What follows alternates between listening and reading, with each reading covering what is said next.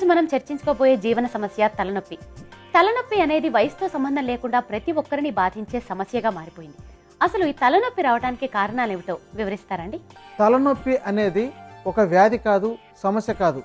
ఇతర వ్యాధులలో ఒక లక్షణం మాత్రమే, ఇతర సమస్యల్లో ఇదొక లక్షణం మాత్రమే. అందుకని ఎవరైనా సరే తలనొప్పి వచ్చిందని తెలుసుకోగానే వెంటనే తగిన కారణాలు, ముఖ్యంగా శరీరంలోని వ్యవస్థలోని సమస్యలు, ఇంకా ఆహారంలో కానీ జీవన విధానంలో కానీ వయస్సు, వాతావరణము, పరిస్థితులు వీటన్నింటినీ ఆధారంగా చేసుకొని నిర్ణయించాలి. కొంతమందికి కేవలం సౌండ్స్ వల్ల తలనొప్పి వస్తుంది, కొంతమందికి వాతావరణ కాలుష్యం, పొగ లాంటివి వెంటనే పీల్చగానే వచ్చేస్తుంది. ఇంకొంతమందికి అయితే ఎవరైనా సిగరెట్ కాలుస్తుంటే పక్కన ఆ వాసన వస్తుండగానే తలనొప్పి వస్తుంది, వాంతులు వచ్చేస్తుంటాయి. ఇంత ఇబ్బందికరమైన పరిస్థితి ఈ తలకుంటుంది. కనుక ఎవరైనా సరే తలనొప్పి వస్తుంది లేదా ఇబ్బంది పెడుతోంది, అస్తమానం వస్తుంది అని అంటే ఆయుర్వేద వైద్యుల పర్యవేక్షణలో వాళ్ళ యొక్క శరీర తత్వాల గురించి లేదా శరీర ప్రకృతి గురించి కనుక తెలుసుకున్నట్లయితే మీకు తలనొప్పి రావడానికి కారణాలు కూడా మీరే నిర్ణయించుకోవచ్చు, తెలుసుకోవచ్చు కూడా. సుబ్రహ్మణ్యం గారు, ఈ తలనొప్పి నివారణకు ఆయుర్వేద ఔషధాన్ని ఏ విధంగా తయారు చేసుకోవాలో వివరిస్తారండి? తలనొప్పి రాకుండా ఉండాలంటే రోజు తలకు నువ్వుల నూనె లాంటిది పెట్టుకోవడం, ముక్కులోకి నువ్వుల నూనె వేసుకోవడం, అలాగే రాత్రిపూట పడుకునేటప్పుడు పాదాలకు నువ్వుల నూనె రాసుకోవడం చేస్తుండాలి. ఇలా చేస్తున్నా సరే తలనొప్పి సమస్య ఉన్నట్టయితే మీరు ఎన్ని రకాల ఔషధాలు వాడినా సరైన ఫలితం రాకపోయినా సరే ఇప్పుడు చెప్పబోయే ఔషధం వాడితే మంచి అద్భుతమైన ఫలితాలను వస్తుంది. దీనిలో బాగా ఉపయోగపడే మంచి ఔషధం రత్నపురుష. తాజాగా ఉన్నదాన్ని తీసుకొని ఎండబెట్టి దంచి చూర్ణం చేసుకోవాలి.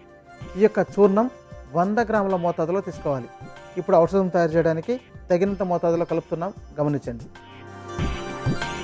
దీని తర్వాత కావాల్సిన మంచి ఔషధం కలువ రేకులు. దీనిని కూడా 100 గ్రాముల మోతాదులో తీసుకొని శుభ్రపరిచి దంచి చూర్ణం చేసుకోవాలి. అలాంటి చూర్ణాన్ని ఇప్పుడు ఔషధం తయారు చేయడానికి తగిన మోతాదులో వేస్తున్నాం. దీని తర్వాత కావాల్సిన మంచి ఔషధం బోడసరం.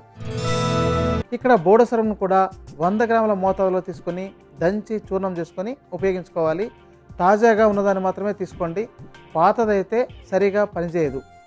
ఇక్కడ ఔషధం తయారు చేయడానికి తగినంత మోతాదులో వేస్తున్నాం. దీని తర్వాత కావాల్సిన మంచి ఔషధం శతావరి వేర్లు. ఈ యొక్క మొక్క వేర్లు ఎండిన తర్వాత చూడండి ఈ విధంగా ఉంటుంది. చూడండి, దీన్ని పగలగొట్టి ఇలా లోపల కడ్డీని మాత్రం తీసేసి పెచ్చులు లాంటివి మాత్రమే తీసుకోవాలి. ఈ యొక్క పెచ్చులు 50 గ్రాముల మోతాదులో ఉండేటట్టు చూసుకొని చూర్ణం చేసుకుని ఉపయోగించుకోవాలి. ఇప్పుడు ఔషధం తయారు చేయడానికి తగినంత మోతాదులో వేస్తున్నాం. దీని తర్వాత కావాల్సిన మంచి ఔషధం ధనియాలు. ధనియాల గురించి ప్రత్యేకంగా చెప్పాల్సిన అవసరం లేదు. దంచి చూర్ణం చేసుకొని చూర్ణాన్ని 25 గ్రాముల మోతాదులో తీసుకోవాలి. ఇప్పుడు ఔషధం తయారు చేయడానికి తగినంత మోతాదులో వేస్తున్నాం. దీని తర్వాత కావాల్సిన మంచి ఔషధం మెంతులు. దీనిని కూడా 25 గ్రాముల మోతాదులో తీసుకొని ఉపయోగించుకోవాలి. ఇప్పుడు ఔషధం తయారు చేయడానికి తగిన మోతాదులో కలుపుతున్నాం. దీని తర్వాత కావాల్సిన మంచి ఔషధం పాత బెల్లం. ఇలాంటి బెల్లాన్ని 200 గ్రాముల మోతాదులో తీసుకొని ఈ యొక్క ఔషధాన్ని కలుపుకోవాలి. ఇప్పుడు ఔషధానికి తగినంత కలుపుతున్నాం.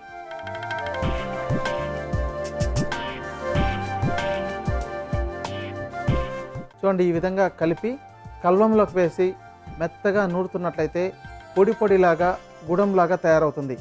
ఈ పొడి పొడిగా తయారైన తర్వాత మీరు ఒక గాజు సీసాలో దాచుకొని ఇలా 3 వేళ్లతో ఎంతైతే పడుతుందో అంత మోతాదులో తీసుకొని నోట్లోకి వేసుకొని చప్పరించి నీటిని తాగాలి. తినడానికి రుచికరంగా కూడా ఉంటుంది.